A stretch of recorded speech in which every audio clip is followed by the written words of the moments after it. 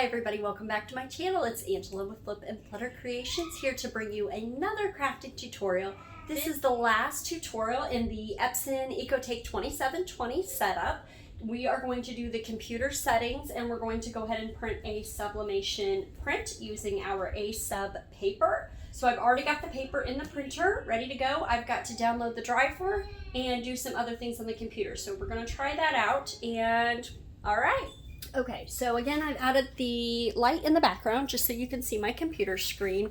Now, as you can see, I've just Googled Epson EcoTank or just ET 2720 driver and it pops up Epson right here on the screen, the very first one that pops up. So I'm going to go ahead and click on that and it brings up the white version, but the Epson EcoTank. And here's the downloads, the drivers and utility combo package installer. I'm going to go ahead and install that. So I'm going to go ahead and click download and open that up. Okay, allow it to make changes to my device, yes. This file contains the installer to obtain everything you need to use your Epson ET 2720. Click OK to continue. Yes, we would like it to do that. So it's installing.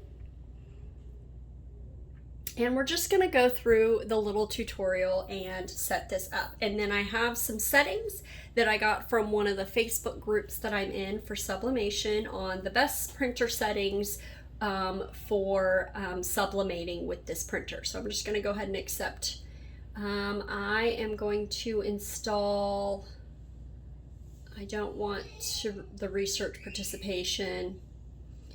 I want the driver, I'll take the photo scan, and the user's guide is fine. Okay, so go ahead and install that. It's connecting via Wi-Fi to the printer.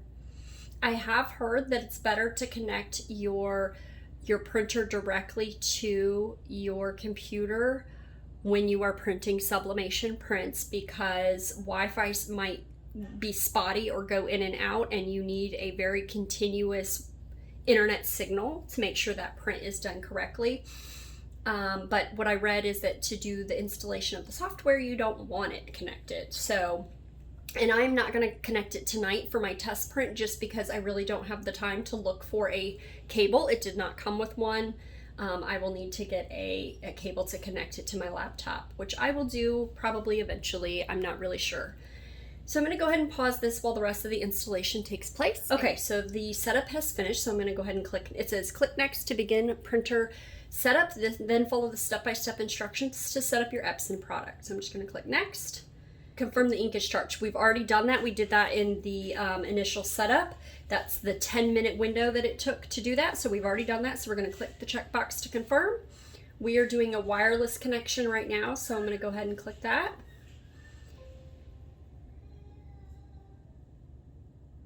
And I'm just clicking device sharing, yes, that's fine. Set up the printer for the first time. Go ahead and click next.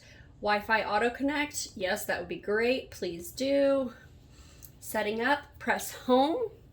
Okay, so I am on the setting up a Wi-Fi. You're supposed to click home. Go over until you get to Wi-Fi setup, press OK. We want to click OK for Wi-Fi recommended. And yes, okay to keep going. And instead of setup wizard, we're going to go to others. So I clicked the back until I got to others. Click OK. And then click next below to continue on the computer. And it says click forward to go to auto connect and click OK. And then it says click OK to start setup and then click next below within 2 minutes. So I've clicked next and now I'm just waiting on those to sync together. So this says setting up, and this one is got the little circle going. Yay! Okay, so I believe it just worked, or it did something. There we go. Yay! So it is talking. There's a setup in process. I'm not sure how long this part of the setup lasts, so I'm going to go ahead and pause it while I wait on this to get to the next step. Okay, so now I'm back and it's finished loading. It says print a test page to verify that you can print from your computer. Make sure it's turned on and connect it to your network.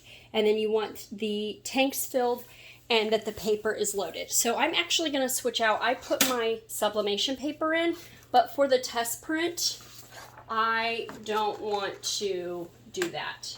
I don't want to waste my sublimation paper. Actually, you know what? Let's go ahead and see what it looks like on the sublimation paper. And this will help me make sure I've got my paper in there correctly and all of that. So it's a 100 sheet pack. It's not bad. I don't mind to waste one sheet. I'm sure I will waste many more as the time goes on.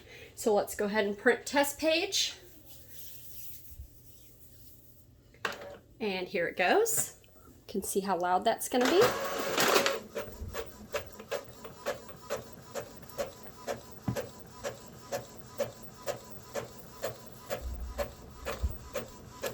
Okay, so we definitely printed it on the right side, so that's good.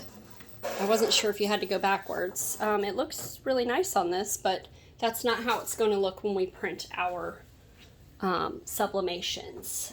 My printer is saying that I can remind it to register to Epson Connect. I'm going to have it remind me later because I don't want to deal with that right now. Okay, so I'm going to click Next. And it's checking for a firmware update, yay. Hopefully we don't have one of those. Launching product registration. This is the photo that I'm actually going to be printing here in just a second, so we'll see what happens there. Okay, so registration, I'm gonna click for this to remind me because I don't wanna do this right now. And I'm just gonna click it to remind me about the extended service plan, because I need to put my little girl down, so I want to get this done, and I need something to print real quick. So we have different things where we can set these up. You can print documents, photos, and emails from an internet connected device no matter where you are. Click Next to set up your project. I'm going to skip this section for now, and that way I can go ahead and get this printed. So the first thing I'm going to do is I'm going to come in, and I'm going to I went to my printers and scanners in my setting, and I want to manage my device, printing preferences. Okay, so I printed off this little thing that I got from one of the groups I'm in that has all these different settings. So we are going to set paper size. It's already 8.5 by 11. That's what we have. Portrait mode. See, set paper source. We already have that set. Change paper type to premium presentation paper matte. Premium presentation paper matte. There we go. It was the very last one. It says change quality to high. We're going to keep it on color. And then it says go to more options up here. It's the top little section up here. So we're going to click more. Oh, my baby girl's crying because she's ready for mama. Click more, uncheck high speed. We do not want it to be high speed. Right here, it's under more options, and then down near the bottom it says high speed. We're going to uncheck that. Check mirror image. That way we don't have to actually mirror our image when we're printing because we're setting our printer to do that for us. Under color corrections, so we're going to go to color correction. That's right above where we just were. We're going to check custom. We're going to click on advanced, change color mode to Adobe. Mine doesn't have that. Click on advanced, changed color mode. There we go. I had to do color controls. Color mode, we want Adobe RGB. Set gamma to 2.2. Mine's already there. Hit OK. Then hit OK again. Then print. Do not mirror your designs. The printer will now do it for you. So I'm all set. I believe I've just made that my default.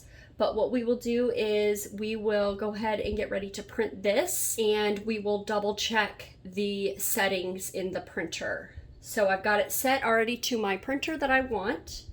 I am going to, it's already got paper type, premium presentation matte. I'm going to click more settings just to make sure high quality. It looks like everything is set properly on here. It's got the color mode because I've already set that. I'm just gonna X out of the, no, I exit out of the, oh jeez. Okay, so series, we've got this. I probably should be printing from like Adobe or something like that, but again, I'm just trying out to see if this is all ready to go. So I'm just gonna click OK. I'm just gonna go with it and hope that my print is correct. And I'm gonna go ahead and click print, and we're gonna see what happens. This is a sublimation that I'm actually going to put on a metal photo picture, metal frame. So I have these metal frames. It looks like this, and then it's got the blue on this side. I will peel this off, put my picture on here, and then press this on my heat press. So really excited about that. It says paper type does not match your print settings. Confirm current settings. Uh-oh. I don't know if I confirm if it's going to keep my settings or the printer settings. So I'm just going to click proceed. Okay, so now I'm changing my, okay, paper settings will be changed. Okay, so hopefully that means it's changing it to what I set it in the computer. And so I'm going to go ahead and click print. I believe that's what just happened. Error printing. It couldn't print. Okay. Oh, I'm clicking the wrong button. I'm not supposed to be. Okay, so when it said that I was going to change my printer settings and I told it to change settings, the print is not okay. It's actually the diamond with the line. So now it should be printing, and it should print it very slowly. I've heard that this can take about 5 minutes for if it's like a full print like this is. Okay, so it finished printing. As you can see, it did mirror the settings. It does look a little dull, but that is what is to be expected when you print a sublimation with sublimation ink on sublimation paper. It will become vibrant and bold, hopefully, once I press it. So if we did everything correctly. So I've got my metal plate. I'm gonna go ahead and go press that. And just FYI, I always go a little over so that if the inks or anything, I liked it to be a little bit over to make sure that every bit is covered. So I've got this ready. When this is done supplementing, I'll post a picture of it at the end of the video so you can see what it looks like. So hopefully it shows up right now. Hopefully you enjoyed the tutorial on how to create a sublimation printer using an Epson EcoTank 2720 and just converting it for your use with sublimation. Again, I use the Printer's Jack inks, and I upgraded to the more expensive bottles the first time around. And I am using the A-Sub 8.5 by 11 sublimation paper.